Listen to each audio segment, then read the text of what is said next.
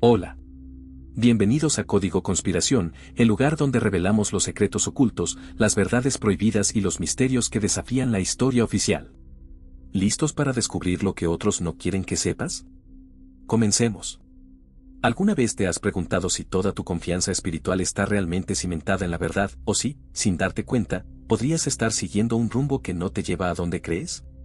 Las Escrituras contienen algunos de los pasajes más desafiantes y a la vez transformadores que jamás se hayan escrito. Uno de ellos se encuentra en Mateo 7:23, donde Jesús advierte: «Apartaos de mí, nunca os conocí». Imagina ese momento, alguien que se siente seguro de su fe, confiado en su vida devota, y de pronto escucha esas palabras que lo dejan sin esperanza. Es un retrato escalofriante, pero a la vez, es una llamada urgente para que cada creyente se examine con sinceridad. Dios no lanza estas advertencias para sembrar miedo, sino para despertarnos, para orientarnos hacia una relación profunda, genuina y libre de engaños con Él. En este viaje, exploraremos 7 tipos de cristianos que, según la Biblia, corren el riesgo de quedarse fuera del reino de Dios.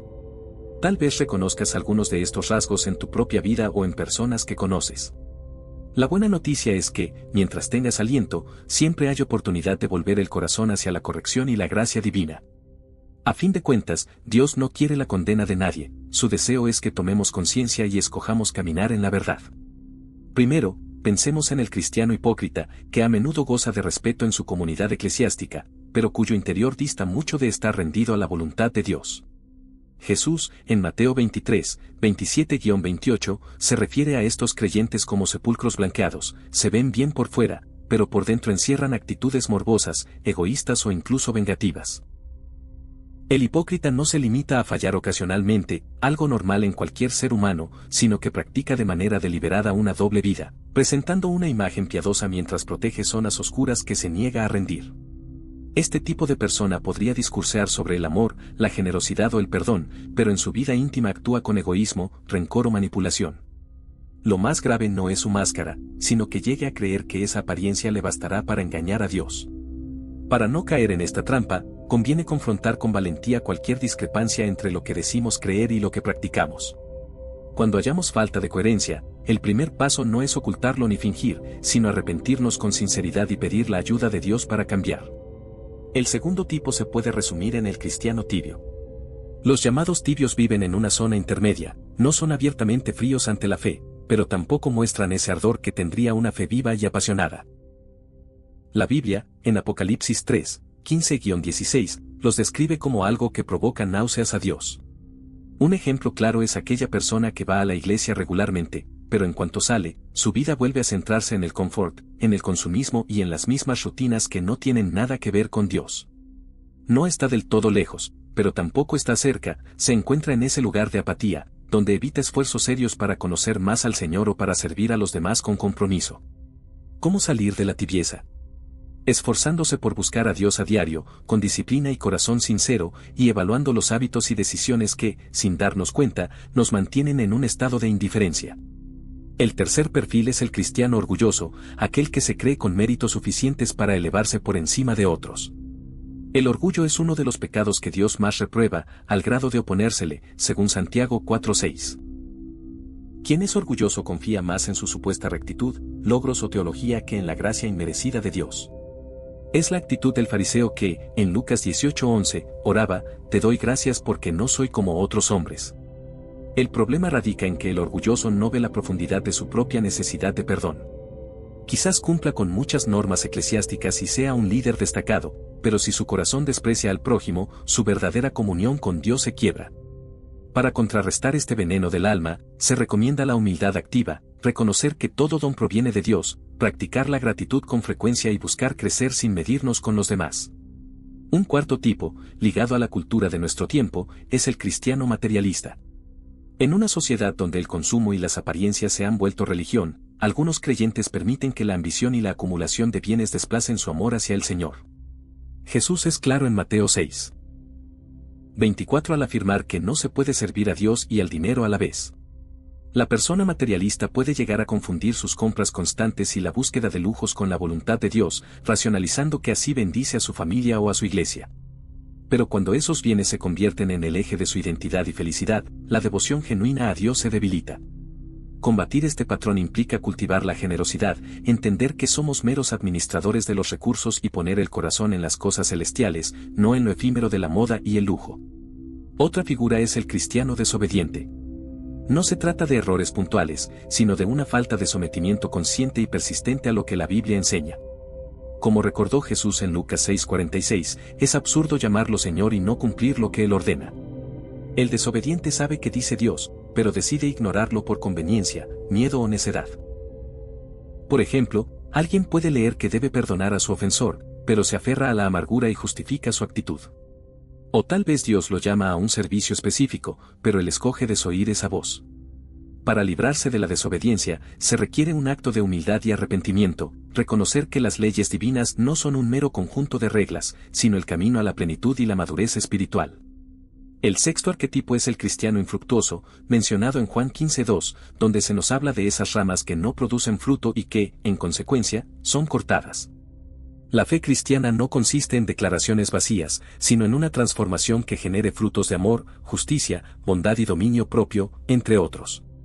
Si uno se dice seguidor de Cristo pero su vida permanece inmóvil, sin compasión hacia el necesitado ni cambio en su carácter, es señal de que algo no anda bien en esa relación con Dios. La clave para producir frutos es permanecer en la vid, o sea, en Cristo mismo. Al sumergirnos en la oración, la meditación de la palabra y la obediencia, esos frutos brotan de manera natural. Por último, el cristiano engañado. Esta es quizá la situación más delicada, pues, a diferencia de los otros casos, este creyente no es conscientemente hipócrita ni orgulloso ni tibio, simplemente ha puesto su confianza en cosas equivocadas. Podría suponer que es salvo porque cumple ritos, porque nació en un entorno cristiano, porque experimenta emoción en el culto o porque hace obras solidarias. Pero la Escritura repite que no todos los que dicen Señor, Señor entrarán al reino de los cielos. Ananías y Zafira, en Hechos 5, son un ejemplo estremecedor, fingían ofrendarlo todo cuando en realidad solo buscaban fama. Su autoengaño provocó un desenlace fatal. ¿Cómo protegerse de ese velo en los ojos? Examinarse a la luz de la Biblia, pedir discernimiento al Espíritu Santo y recordar que la salvación no viene por méritos propios, sino por la fe genuina en Jesús y una vida que lo refleje. Ahora bien, este panorama puede parecer desolador. Sin embargo, en cada advertencia brilla la oportunidad de rectificar. En el fondo, Dios no desea que nadie se pierda, sino que todos procedan al arrepentimiento y crezcan en gracia, como recalca 2 Pedro 3:9. La solución para cada uno de estos peligros pasa por la humildad y la entrega. Reconocer fallos, romper con la autosuficiencia o con la comodidad, rendir esas áreas que nos alejaban de la voluntad divina y avivar la llama de la comunión con Él. Si sientes que alguno de estos perfiles, sea la hipocresía, la tibieza, el orgullo, el materialismo, la desobediencia, la falta de fruto o la ilusión de seguridad, describe aspectos de tu propia experiencia, no te desanimes. Más bien, aprovecha para buscar a Dios con un corazón sincero. En lugar de huir de la confrontación, preséntate ante Él en oración y di, Señor, examíname, muéstrame dónde debo transformarme. Con Dios, siempre hay gracia para el arrepentido, jamás es tarde para reencaminar el rumbo y apartarte de lo que obstaculiza tu verdadera comunión con Cristo. Para avanzar de manera práctica, podrías comenzar con un ejercicio de autoexamen. Dedica un tiempo diario a leer la Biblia y pregúntate, ¿estoy viviendo esta palabra o simplemente la reconozco de manera intelectual? Considera, además, rodearte de otros creyentes que te ayuden a rendir cuentas, a orar juntos y a animarse mutuamente en las áreas más difíciles. También resulta clave apartar un espacio de oración en silencio para que el Espíritu Santo traiga convicción sobre los rincones de tu vida en los que quizás no habías reparado. En definitiva, la voz de Dios sigue resonando.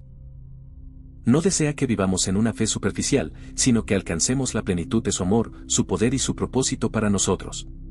Su intención no es descartarte, sino rescatarte del engaño o la mediocridad.